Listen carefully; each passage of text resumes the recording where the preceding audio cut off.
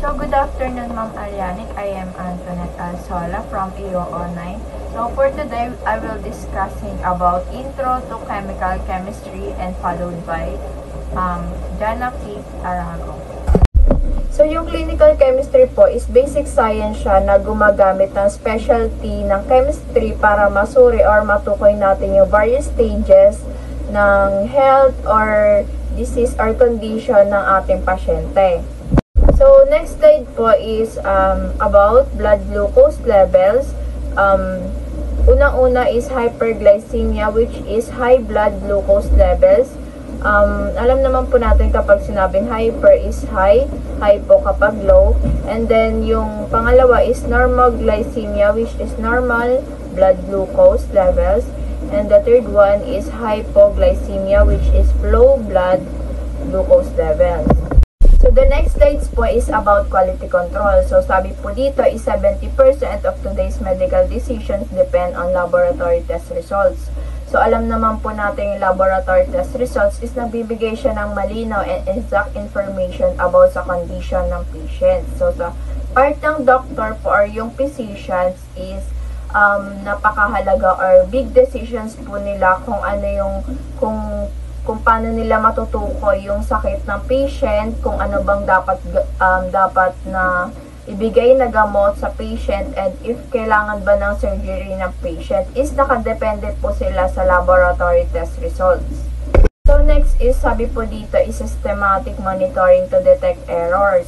So from the word systemic po is step-by-step process para ma-monitor po yung errors. So precision and accuracy. Ito po yung next slide.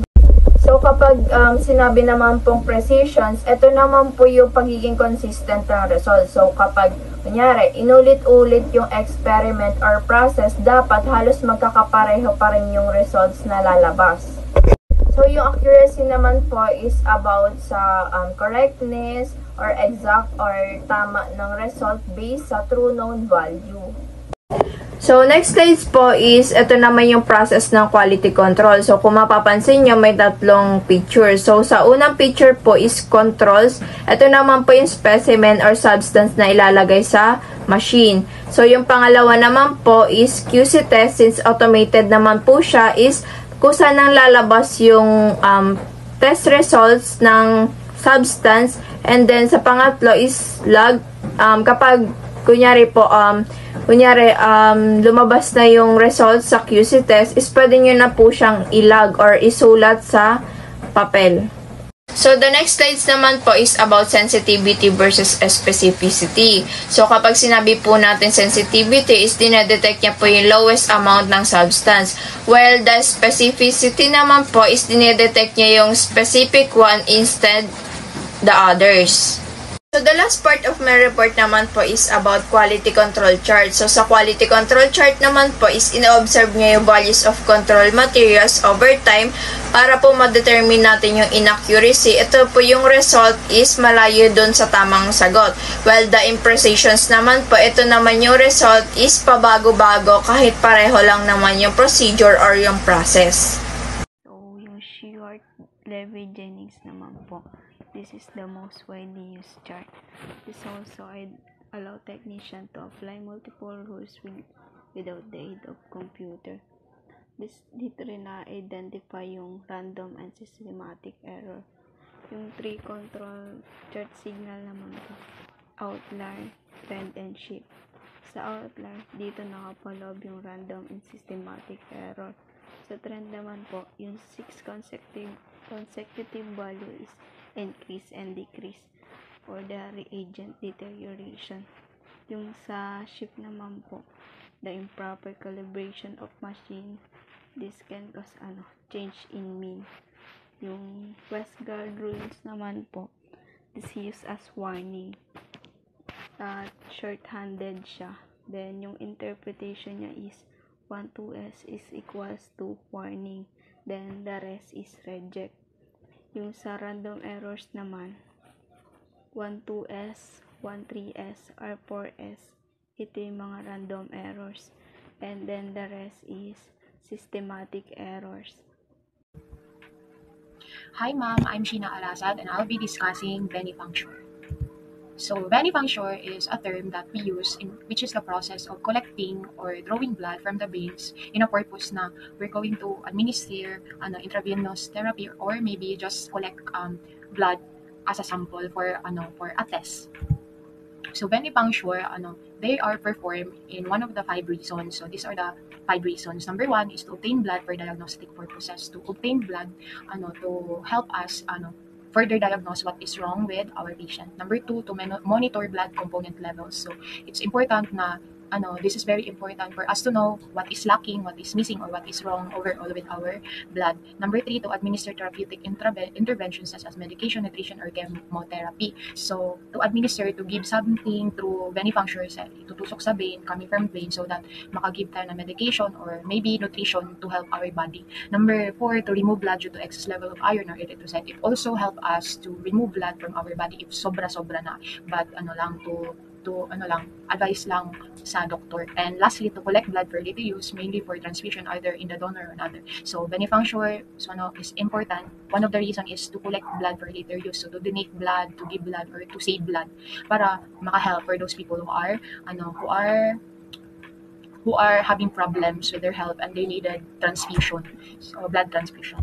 Next, na pag-uusapan natin is about patient identification and preparation. So this is what should a medtech or phlebotomist should do before doing venipuncture. So unang-una daw is phlebotomist must sanitize and use gloves. Kailangan i-explain yung procedure to the patient so that hindi siya magtaka or magtanong kung bali pa ng transparent din sa anong gagawin sa kanya. And after, i-inform yung patient na yung test result, i-share with their physician. So number 2 naman is patient identification. So it's very important daw na i-confirm ang name ni pasyente, pwede din hingiin or tingnan yung ID from their band, para the purpose of this is to match it with the lab request form. So number 2 naman dito is report any discrepancies immediately and do not draw blood until corrected. So patient identification help us to identify and also hindi tayo magkamali ng kukuhanan ng dugo ng pasyente natin. Tapos patient's identity should be verified with additional information, DOB or address. And last naman dito is kailangan i-position yung patient to prevent fainting or fall reclining. So kailangan natin i-prepare talaga yung patient, especially for those takot kuha na ng dugo, para ma-ready sila, tapos to comfort also them na in case na mahimatay sila, they are securely in bed or sitting in a secure chair. So itong patient identification and preparation, ma-avoid siya, this is important so that we can avoid mixing or misidentification and also unlabeled tubes everywhere for labeling. So overall, aside from patient identification, it helps then para sa atin na phlebotomist na mag-prepare para yung mga gamit natin hindi masyadong messy. Mali na yung pag-label, mali na yung pagkuha ng tubes, mali na lahat. So next is vein selection. So importante, these are the basics. Ang correct order daw ng vein is una, median, cubital, sunod cephalic, tapos basilic. So very important yan.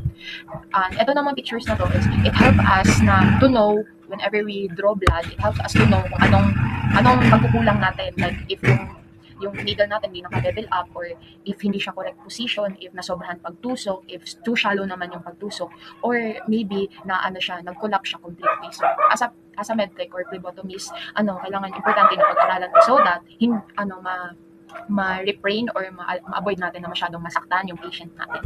And last, sa specimen labeling, kailangan importante to so that in every collection natin sa patient, hindi siya magmali-mali. So, nandito yung patient pool, last name, kailangan last name, first name, and middle name, initial. Kasi sa dami ng patient na kukuha na natin, there are chances na baka magkapareho ng pangalan, magkapareho ng apelyido. So, kailangan full identity talaga ang ilalagay natin sa pag-label natin. Next is unique identifier. So, aside from name, kailangan natin maglagay ng patient date of birth kasi nga baka magkapareho ng name or nagkamali yung medtech maglagay. At least, yung unique identifier na ma-differentiate yung mga patients natin is through looking at their birthday. And lastly, yung date and time of collection, and especially yung phlebotomist initial para malaman kung sino yung kumuha ng dugo sa pasyente. So that would be all. Thank you so much, ma'am. God bless. Good day, Ma'am Alanik. I'm Winnie Jane P. Banyares, and I'm here to discuss about the pipette. So let's begin with the question, what is pipetting?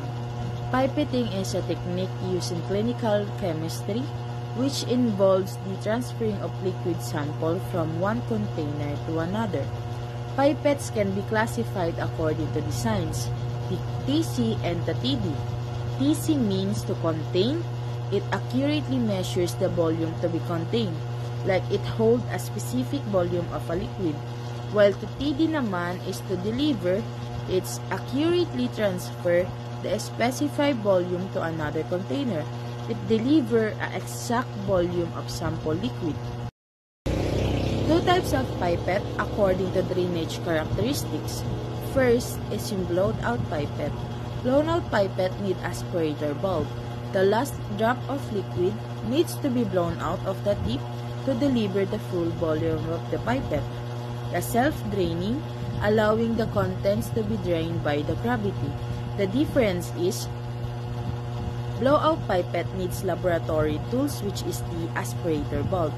The aspirator valve aspirate the air to get the solutions, while the self-draining naman po, it only depend to itself.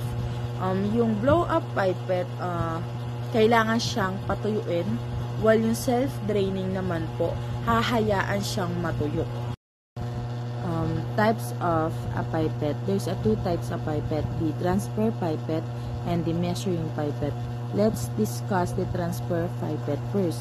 So, transfer pipette can dispense a known volume of liquid. A single volume means isang beses lang pwedeng gamitin, or is self-draining. And this kind of pipette po, siya po yung nagbibigay ng great accuracy and precision kasi meron lang po siyang isang graduation marks. Yung transfer pipette po, siya po yung nagtatransfer ng or nagdi-deliver ng exact volume ng liquid from one container to another. Transfer pipette has three types. The Follin Oswald pipette, usually used in biological fluids. Yung Follin Oswald pipette po, siya po yung ginagamit to transfer small quantities of biological fluids like plasma, serum, blood, while yung volumetric pipette naman po is accurately deliver a fixed volume of diluted aqueous solution. Yung volumetric pipette po, siya po yung precise, siya yung nagdi-deliver ng exact volume of a liquid. While lastly, the Pasteur pipette, yung Pasteur pipette po ay pinangalan siya sa isang famous na scientist na si Louis Pasteur, since siya po yung naka-invento nito. It transfers small quantities of liquids and it's disposable. Yung Pasteur pipette po, hindi po siya ginagamit para sa mga precise na measurement. Yung meron po siyang calibrated mark pero hindi po siya nagagamit kasi nga po usually sa Pasteur pipette po it used to transfer liquids pero not for a precise measurement.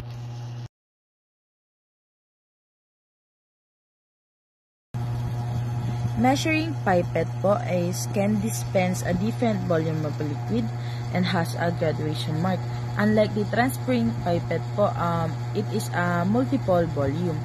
Measuring pipette also has three types. The serological pipette, which has a graduation down the tip and used for measuring larger volumes of a liquid. This kind of pipette is a blowout pipette because it contains H-bands or a double ring on the top. The difference of serological pipette to Moore pipette is serological pipette can use the entire liquid while the Moore pipette is not. So, second measuring pipette is the Moore pipette. Moore pipette used for measuring smaller volume of liquid and has a graduation mark above the tip. Unlike the serological pipette, it is a self-draining pipette. Moore pipette cannot touch the container. Why? Kasi Moore pipette is designed to measure a specific volume and it has graduation marks indicate how much liquid is inside. Kaya if yung pipette na to na-touch nyo yung container, yung liquid na nasa loob ng Moore pipette ay magkikling outside. Tapos, it can be lead to inaccurate results. And also one reason also why more pipette cannot touch the container is because it could also introduce the contaminants, which could affect the purity of the substances that being measured. So lastly is the micropipette. Micropipette is calibrated by mercury and can measure less than 1.0 ml. Yung micropipette po is can also fill a small quantities of a liquid sample. And micropipette can not usually or commonly used in laboratory since it calibrated by mercury, and yung mercury po kasi is very dangerous chemical. Pipetting devices that permit rapid repetitive measurement and delivery of precise volumes. Yung automatic pipette po, siya po yung mas pinadali at mas pinabilis, pero it still give the accurate and precise volume of a liquid sample. Automatic pipette also has three types: the dispenser pipette, which dispense the exact amount of solution; the air displacement pipette has a disposable tips and most commonly used in laboratory. Why? Kasi yung air displacement pipette po mas suitable siya sa mga liquid samples and less expensive po siya. Yung air displacement is air displaced corresponds to the selected aspiration volume, while the positive displacement pipette po has a plastic tip, contains integrated piston, and has no space. Ang pinagkaiba po niya sa air displacement is yung una, yung tip, and ito po, bihira siya gamitin inside sa laboratory. And it based on direct contact of piston with the liquid. So, yung parts of the automatic pipette is yung first step. It is the point when the piston reaches the calibrated volume on the dial. Yung first step po sa automatic pipette, siya yung first yung nag-hold. Siya yung nag-hold ng liquid. While the second step naman po is usually fully expel the aspirated volume into receiving vessels. Yung second step naman po, siya na po yung nagdi-dispense ng liquid. So, yun lang po. Thank you!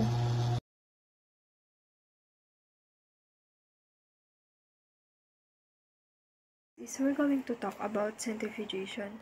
So, centrifugation, siya yung process na gumagamit ng centrifugal force para ma-separate yung components ng mixture with different densities. So, it works by spinning a sample at high speed, causing the denser components to move to the bottom of the container, while yung lighter components is nagre-remain siya sa taas. So, correct use of centrifuge. It should be placed directly across each other. Like yung nasa picture ko nakikita nyo, kailangan magkatapat sila. So, kasi kapag hindi, it will vibrate excessively, creating a loud and unpleasant noise, and may even damage the centrifuge itself. So, kapag hindi pantay-pantay yung volume ng mga sample natin, pwede tayong gumamit ng balancer tube. Tubes are properly capped. Kasi kapag hindi, it can go to the leakage of contents. The sample may spill due to the high centrifugal forces. This can contaminate the centrifuge and potentially expose users. So, dahil nga sa leakage ng sample, pwede rin magresulta ng imbalance na that can lead to excessive vibration, resulting din sa pagkakasira ng ating centrifuge. Types of centrifuge. First, we have horizontal centrifuge, or referred to as the swimming bath type. So, tinawag siya na swimming bath type kasi kung nakikita nyo dito sa picture, yung position niya ay, position at rest is naka-vertically. Kaganon. So, kapag gumalaw na, or when fully in motion, lumilipat siya horizontal. So, nakikita, andyan. Next is vertical centrifuge, or referred to as the angle head centrifuge. Tubes are fixed or rigid in position. Kung nakikita nyo dyan sa picture, mas yung nasa left side is yan yung horizontal centrifuge. Mas malaki siya kaysa sa vertical centrifuge. Kasi yung vertical centrifuge, hindi na siya naglilipat gaya ng pag in motion na yung vertical centrifuge, hindi na siya hindi na siya lumilipat horizontally. While yung sa horizontal centrifuge, mas malawak siya kasi nga gumaganon siya when in motion. Okay, so next is ultracentrifuge. So, ultracentrifuge. Types ng centrifuge with the highest speed. So, recommended temperature is negative 15 degrees to negative 25 degrees Celsius. So, may nakalimutan pala ako sa vertical centrifuge. Yung centrifugation ng vertical centrifuge is mas mabilis kaysa sa horizontal centrifuge. So, while yung ultracentrifuge is siya yung pinaka mabilis. So, din siya. Method of choice for separating fractions of lipoproteins and drug binding assay. Ayan siya. So, next is cytocentrifuge, also called a cytospin centrifuge. Siya yung type ng centrifuge na used to prepare body fluids gaya ng blood, urine, peritoneal, pericardial, and cerebrospinal fluid. So, frequently used siya sa histology section. Ayan siya. So, next is maintenance of centrifuge. So, yung disinfection niya is weekly. Calibration. So, yung calibration niya is 3 months. So, it is to ensure na yung centrifuge operates accurately by verifying its speed, time, and temperature settings. So, next is vibration and timer, monthly. So, kasi, chine-check natin yung vibration and timer kasi yung excessive vibration, pwede siyang mag-indicate ng misalignment sa parts ng centrifuge na pwede maka-affect sa separation process. So, sa timer, chine-check natin yun kasi pwedeng mag-overspin or underspin. So, by checking this, ina-ensure natin na yung centrifuge nag-ooperate siya safely and accurately while protecting both the equipment and the samples. That's all. Thank you.